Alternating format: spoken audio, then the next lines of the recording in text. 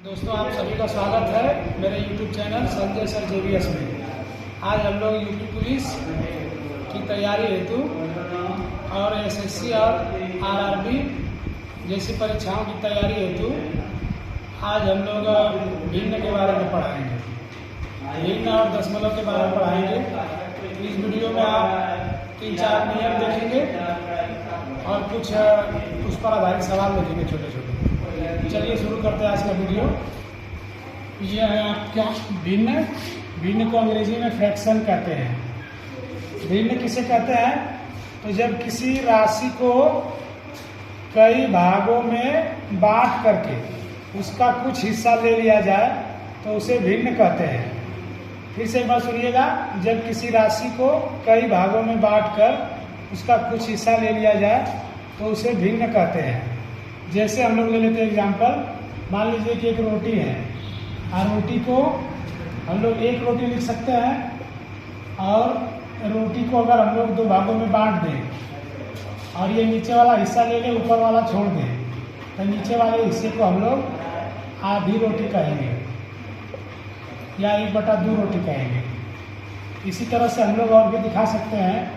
एक रोटी लिए और रोटी को 4 हिस्सा में बांट दिए और ये वाला हिस्सा ले लिए, तो कितने हिस्से में लिए हैं? 4 हिस्सा बांटे हैं, एक हिस्सा लिए हैं, 1/4 हो गया। और अगर हम 2 हिस्सा लें तो इसको हम लोग 2 हिस्सा लें और 4 हिस्सा में बटी हुई रोटी है तो 2/4 कहेंगे। तो ये 1/2 भिन्न है, 1/4 भी भिन्न है और 2/4 भी भिन्न है। तो इस तरह से भिन्न की परिभाषा सामान्यतः होती है। भिन्न को हम लोग सामान्यतः ये भी कह सकते हैं कि जिसको अंश बटा हर के रूप में लिखा जाए उसे हम लोग भिन्न कहते हैं।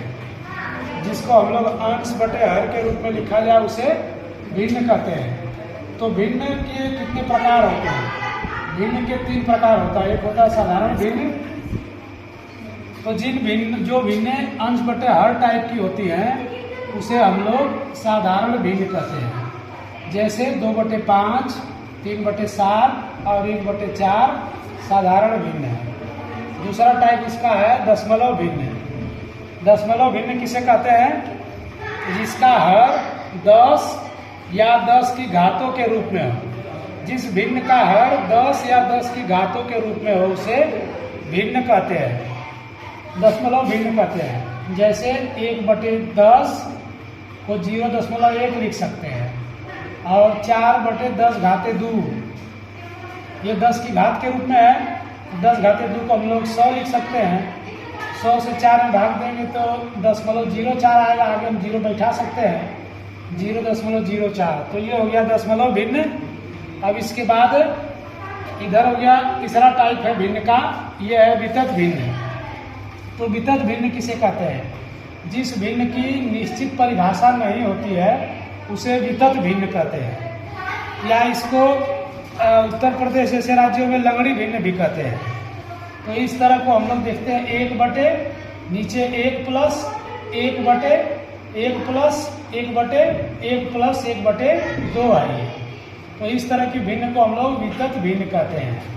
अब हम लोग चलते हैं कि भिन्नों में अगर भिन्नों की तुलना करनी हो, 2 भिन्नों की तुलना करनी हो तो हम लोग कैसे करेंगे? पहला टाइप है कि जब भिन्नों के हर समान हो तो तुलना कैसे करेंगे?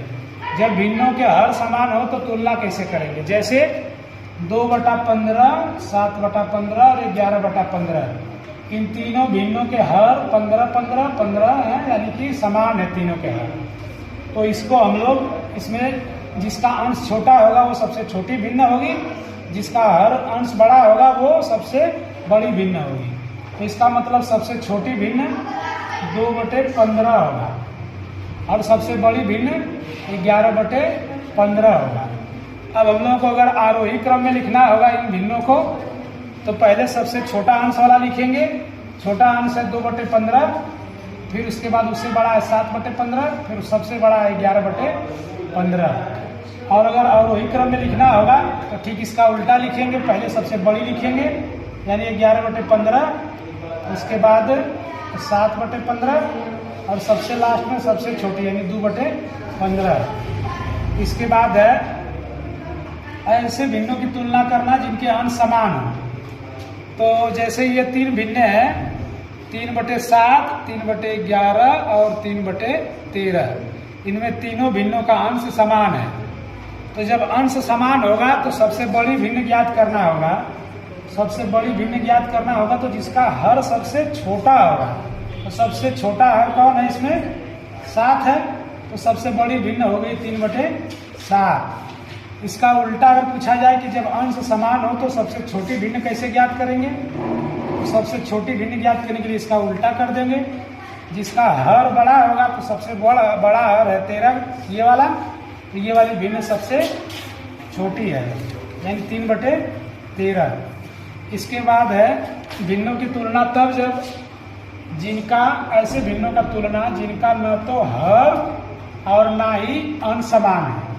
ऐसी भिन्नों का तुलना जिनका न तो हर समान है और ना ही अंश समान है। जैसे 2/5, 3/20, 7/15। इसमें अंश भी नहीं मैच कर रहा है, हर भी नहीं मैच कर रहा है। तो ऐसी भिन्नों को बड़ा या छोटा पता करने के लिए हम लोग क्या करेंगे? इसका लसा लेंगे, हरों का लसा लेंगे। तो हरों का लसा लेंगे तो यहाँ हम लोग ले लेते हैं इस तरह से 5, 20, 15 लसा लेंगे। सबसे पहले 5 का पहाड़ा पढ़ेंगे। 5 एकम 5, 5 चौके 20, 5 तिहाई 15।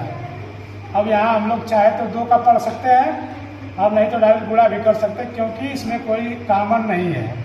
2 से केवल 4 ही में जाएगा। तो इसका लसा ले लेते हैं। लसा तो आप लोग जानते ही होंगे। तो 5 × 4 × 3, इसका मतलब 60 हो गया।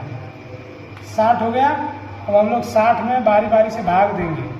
60 में भाग देंगे पहले 5 का, फिर 60 में भाग देंगे 20 का, फिर 60 में भाग देंगे 15 का। अब हम लोग दे रहे हैं 5 से देंगे तो 12 बार में जाएगा, और 5 से 20 से देंगे तो 3 बार में जाएगा, और इसी तरह 15 से देंगे तो 4 बार में जाएगा। तो ये हो गया आपका।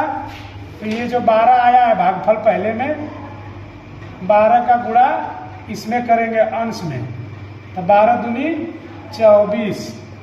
फिर जो दूसरा आया है भागफल 3 का गुणा दूसरे वाले अंश में करेंगे, 3 तिहाई 9। और इसी तरह आखिरी वाला जो भागफल आया है 4 का गुणा आखिरी वाले में करेंगे, यानी 4 7 28 ऐसे लिख देंगे। अब इसको अलग अलग कर लेंगे। 24/60, 9/60, 28/60। इसको गणित की भाषा में समहर बनाना कहते हैं। मतलब तीनों भिन्नों का हर समान हो गया।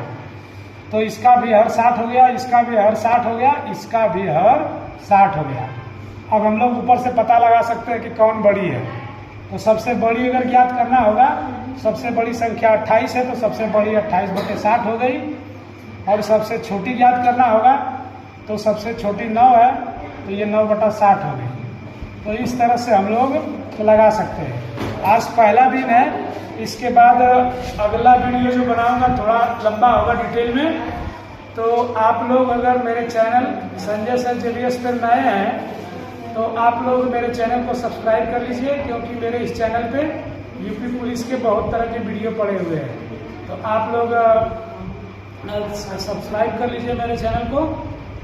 इसमें GK के और पुलिस के क्वेश्चन पड़े हुए हैं। तो आज का वीडियो देखने के लिए बहुत बहुत धन्यवाद। तो मिलते हैं अगले वीडियो में, जो कि वीडियो लंबा होगा। बहुत बहुत धन्यवाद दोस्तों। जय हिंद, जय भारत।